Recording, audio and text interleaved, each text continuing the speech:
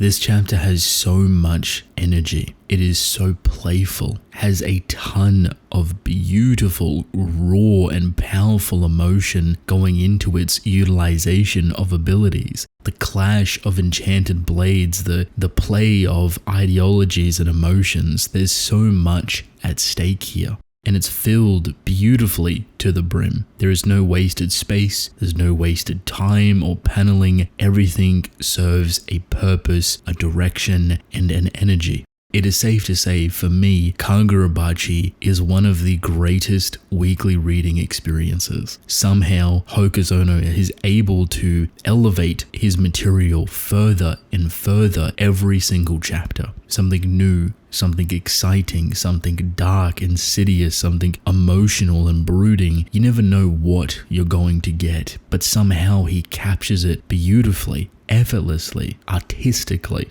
A core strength of Kagurabachi's storytelling is within its art, its panel work, its depiction of characters, and the raw emotion that comes from it. It oozes an appeal that you can directly connect with. No words even have to be used. You see a character posed up all in darkness, you 100% know what's going to happen next. It's a level of detail within the dedication that takes it far beyond anything you would expect. Hirohiko is a shining beacon within these moments. The amount that he is able to evolve and expand and truly understand the sword that he is wielding. Keep in mind, he is injured. He's not within full potential territory. Yet his determination, being unwavering, is allowing him to grow at such extreme rates, a pace that we have not seen before. This does not mean that he will conquer Chihiro here, or even Samura. While Hokuzono plays into that realm of possibility, there is still a large gap between everyone. A master is a master for a reason. Samura has been carved on the battlefield. Prior to that, he was a master swordsman. Perhaps you could make the argument that Hirohiko has always been on the battlefield, determined to survive and continuing to evolve because of it, stubborn to die. The harsh world and environment that Hirohiko was brought up within, it's escalated to where he is now. The reason he's able to do what he's able to do. The reason why adapting and evolving is such a primal instinct for a character like him. If he does not adapt, if he does not evolve, if he backs down, he will die. Perhaps in the full picture, it's incredibly sad to understand the type of story and life that he would have had to live through to get to this point. But you can respect and understand that. His experiences quite literally translate to his sword utilage, the way he views humans as objects, hurdles to jump over, tools to be used. The playful nature of his character has directed his sword techniques and is now directing the enchanted blade. The banquet ability is more powerful here. He's expanding it further. It's more detailed. It's more dangerous. Chihiro, who has already prepped for it, is no longer immune to it. At the same time, he's running a secondary ability called play, which allows him to weaponize objects to his disposal. In this case, he is using all of the corpses within the hotel. At the same time, he is injured, but he's determined. He's pressured and put into a corner, and with that comes evolution. So very rapidly, he is getting a fundamental, scary, and huge pocket of development for his enchanted blade, something that Chihiro even equates to a mastery level. He has just started to wield this sword, and already he's on track to be one of the scariest monsters in this story. Every monster, every power has their foil, however, and perhaps the one that afflicts Hirohiko the most is that he's too confident.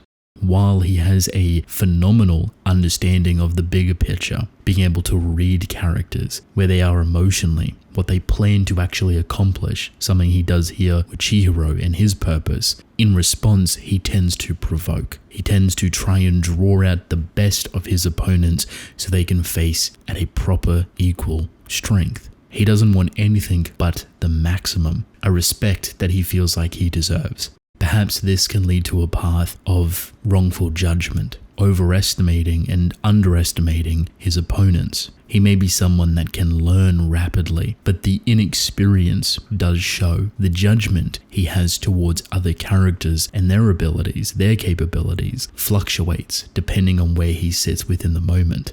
At a point, you might think that he nails Samura on the head, that he understands that type of character perfectly. What he underestimates and what he lacks total is the bigger picture. Samura is a veteran of many, many years above Hirohiko, someone that has been carved through a war, through the loss of his daughter, through shedding it and leaving it all behind. Attacking him emotionally, while incredibly intelligent, was also his biggest downfall.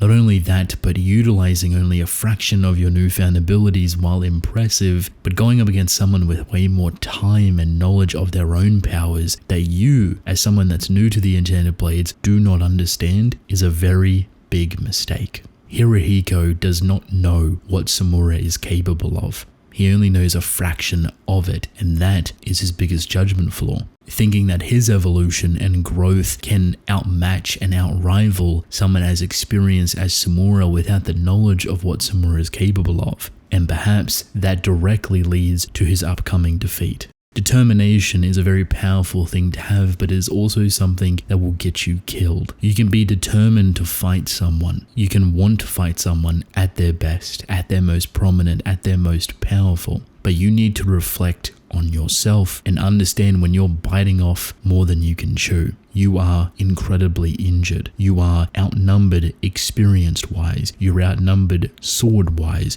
You do not have the knowledge of your opponents nor the knowledge of your own sword. You may learn quick, but you cannot adapt to your opponents if they do not give you a chance to do so. Samura is not going to fight you on an equal level. He will just outright kill you. And even if you plan to kill Samura here, which is something that Hirohiko feels like he can accomplish, again, you fall back on the laurels of your own flaw of character judgment. You know nothing of what Samura is capable of. You know nothing of his powers. You know nothing of what Chihiro is capable of either. Arguably, you are in the worst position here, and that, in total, will be your downfall.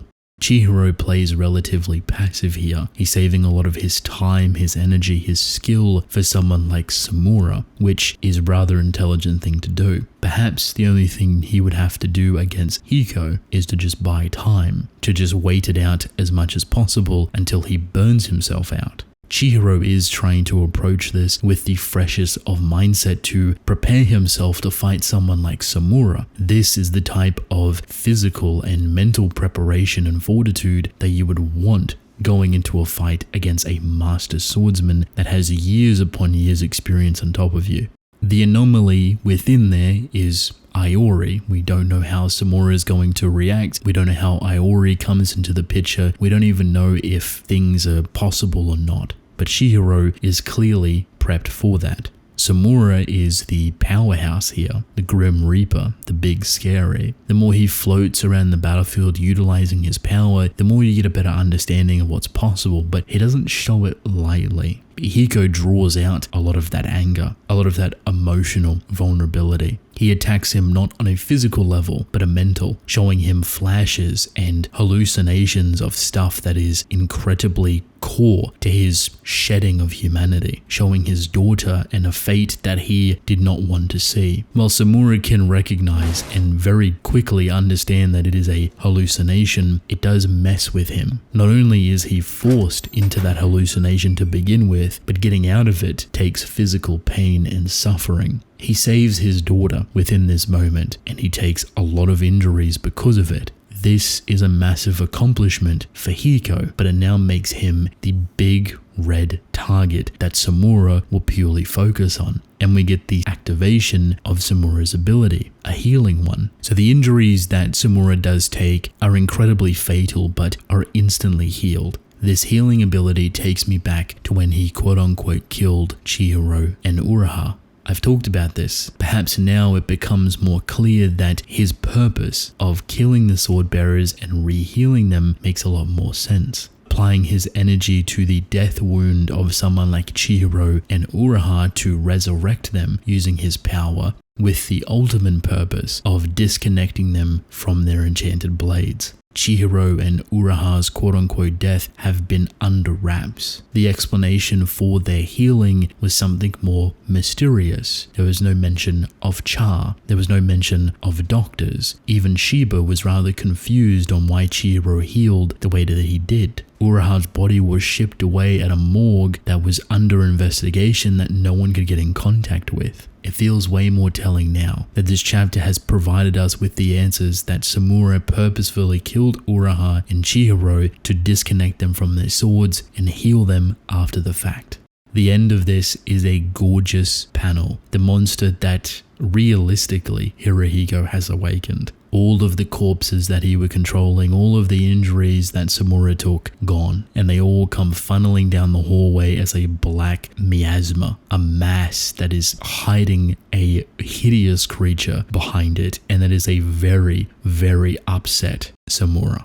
There is no normal way that Hiko gets out of this. Perhaps the only way he survives is someone like Toto, or utilizing his ability to escape, which is indifferent to his character. It's the opposite of what he wants to do. He does not run. So you get two options. Either someone forcefully takes him out of this battle and saves him, or he goes against his own mental and emotional justification and backs off himself. It is a matter of moments for whatever comes first. But the curveball here is, again, Chihiro. Perhaps this could turn into some sporadic three-way fight where everyone is just out of control. This adds confusion and complexity to the overall fight, which might put Chihiro and Hiko on a similar playing field to Samura. It feels oddly unbelievable that those two could even touch the heights of his power now that we know he has a healing ability, but we know he can be affected by Hiko's sword. And maybe a mashup between Chihiro and Hiko utilizing their enchanted blades at the same time would be rather cumbersome for someone like Samura.